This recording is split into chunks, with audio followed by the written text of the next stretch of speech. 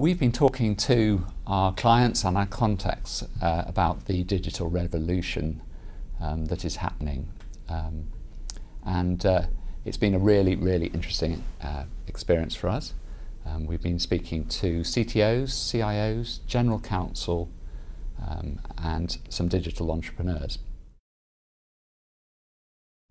Firstly, that this digital technology and the business change is everywhere. It is. It doesn't matter which sector you look at, whether you look at it in Western Europe or internationally. It's complicated.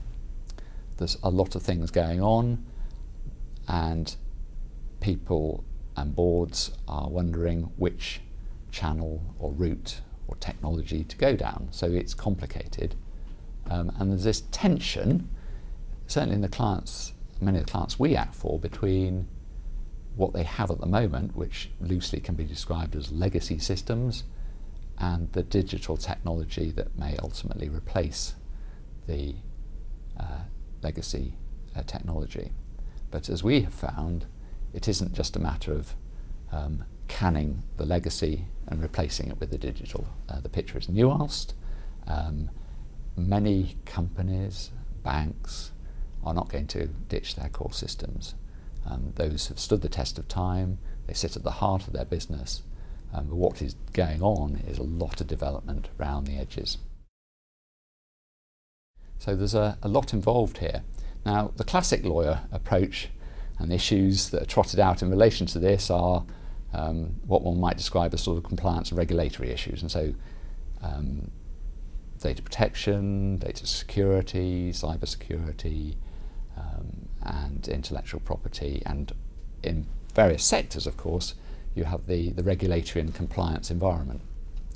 We see this as a much bigger topic because this is something that is sitting on the in the boardroom, often with the chief exec and these chief marketing officers, and it is seen as being both a massive challenge and an opportunity for most companies, and whether they are incumbent and established and global, or whether they are small looking for the opportunity to disrupt. And of course the technology enables them to do that. And so this is an exciting time.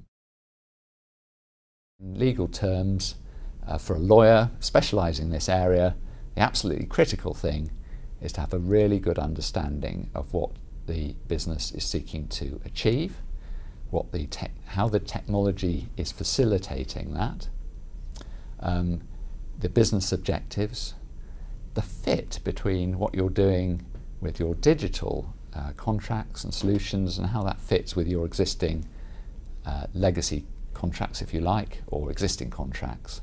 So do they dovetail? Are you doing something different?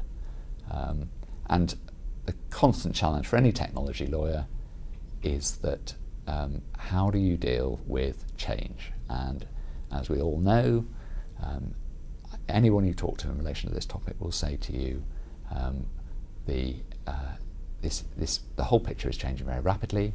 What is happening today is going to be very different from what's going to happen in a year's time and 2 years' time, and the technology is just moving at such a pace. And so how as a lawyer do you capture that in a contract? How do you contemplate what is going to happen? And the final thing, and of course this is relevant for lawyers because contracts obviously contemplate both success and failure. This thing about failing fast, how do you deal with that in a contract? Because many of the technology contracts we've dealt with over the last 15 to 20 years have been quite long-term in nature. Is that appropriate anymore? As you'll see, the issues that our clients have been discussing are many and various and multifaceted. I hope you enjoy them.